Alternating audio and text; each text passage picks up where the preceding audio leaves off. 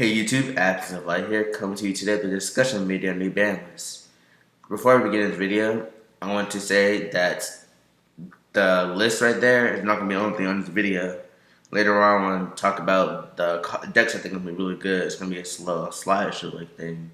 So, I just want to tell everybody that, so just don't just leave.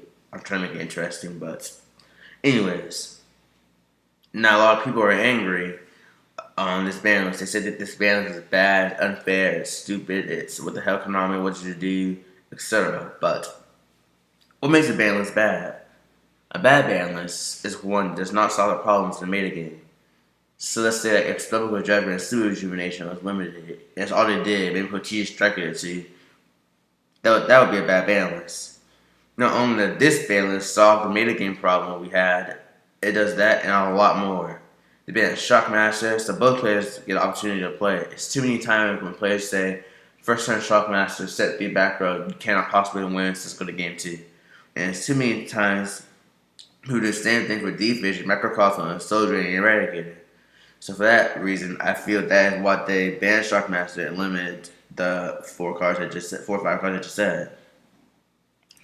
They banned Heavy Storm Monster Reborn, forcing players to widen their options.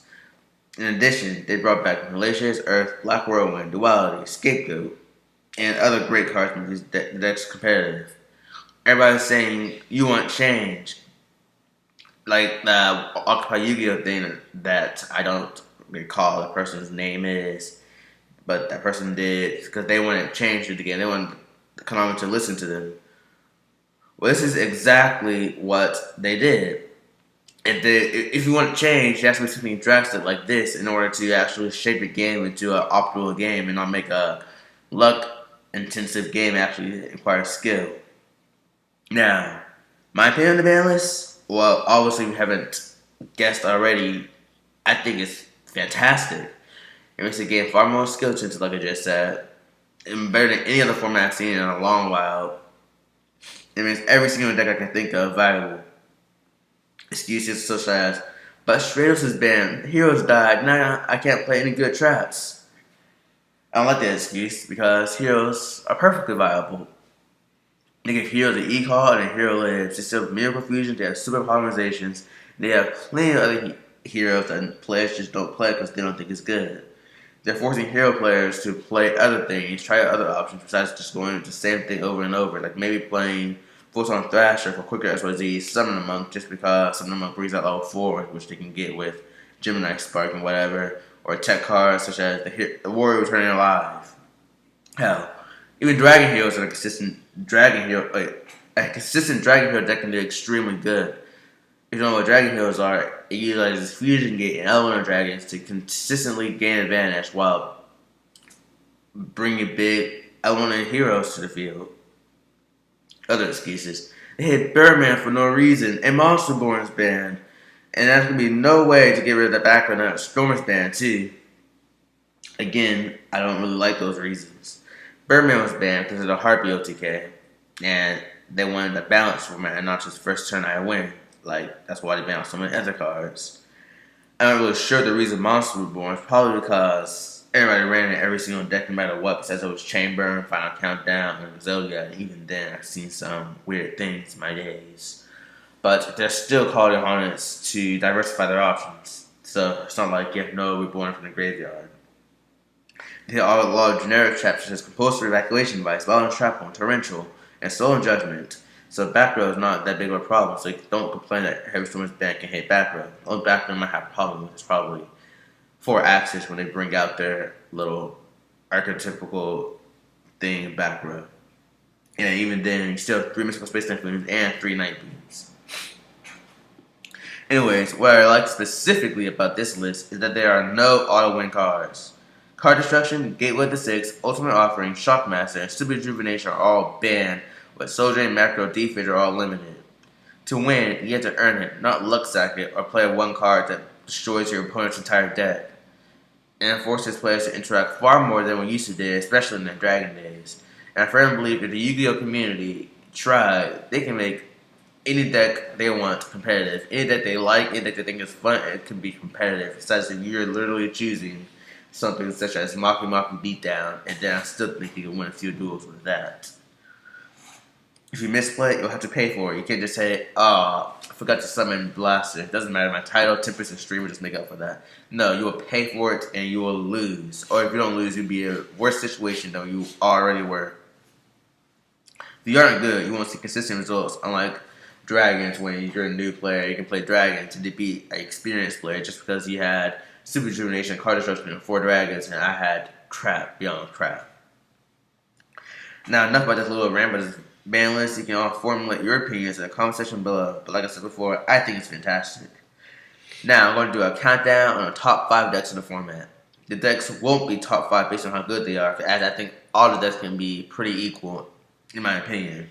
But they're going to be the top 5 according to what people will play. So without further ado, let's get to the top 5 list. Okay, so I lied. 5 is just way too little to fit for in my opinion, as there are way too many decks. So it's going to be 20. But 20 through 7, I'm going to name them. And then 1, 2, 3, 4, 5, 6, I'm going to actually explain why I think that. So in no particular order. These are not in order, remember. I don't think any deck is better than any deck in these 20 to 7. Let's get to the 20 to 7.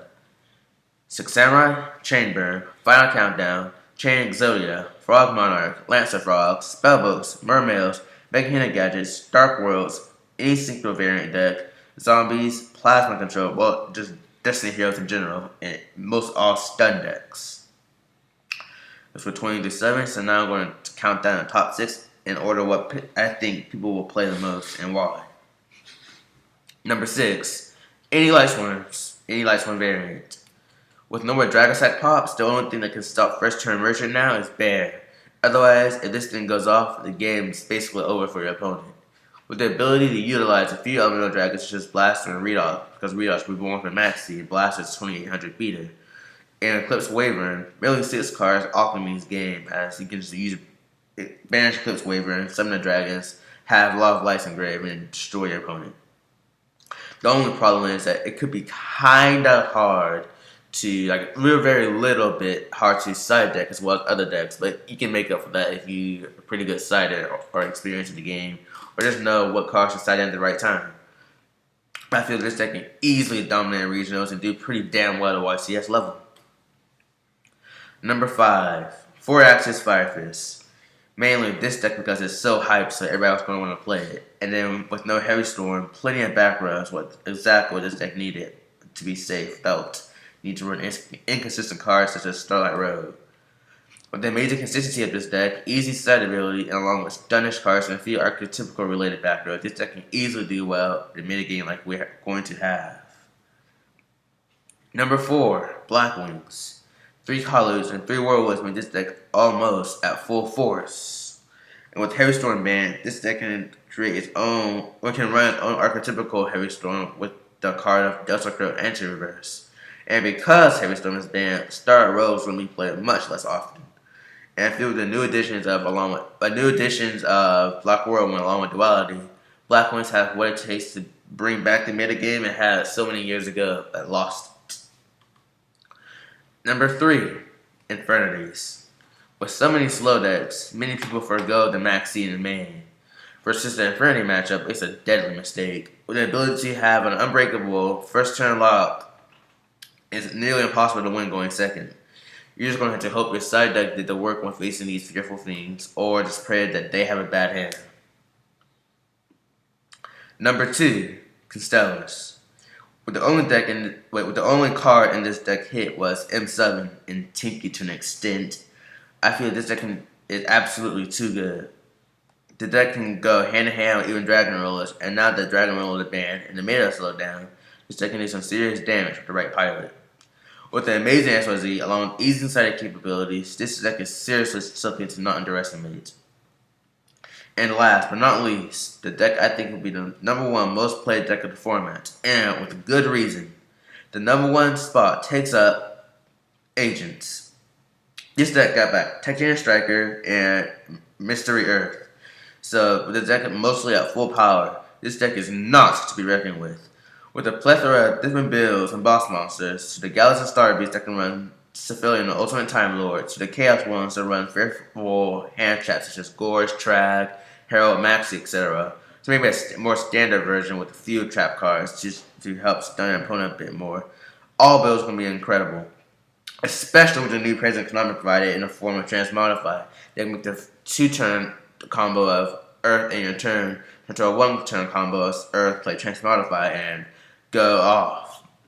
And since a few of the ultimate boss monster, Master Hyperion. I feel this deck will be the #1 most played deck, so make sure to have your side deck prepped for it. Anyways, that's enough talk about the well-played decks, so on to the last thing I'm going to talk about. What deck am I going to play for this format? The answer should be obvious. The deck I've been playing since I rejoined Yugioh, and deck I made pretty competitive in the Dragon World format. Dark Worlds. Now the Dark World Advanced Draw version isn't all that consistent, and the card destruction bans eradicated are limited, but there are tons and tons of possible Dark World variants that are competitive. The one I'm going to bring to a big event is going to remain silent until I do so, but I will definitely upload many other playable Dark World variants. That's about it. Comment below or video reply your opinion on this format, and as always, comment below video suggestions that will make my channel more diverse. Thank you guys for watching this video. Absence of Light out.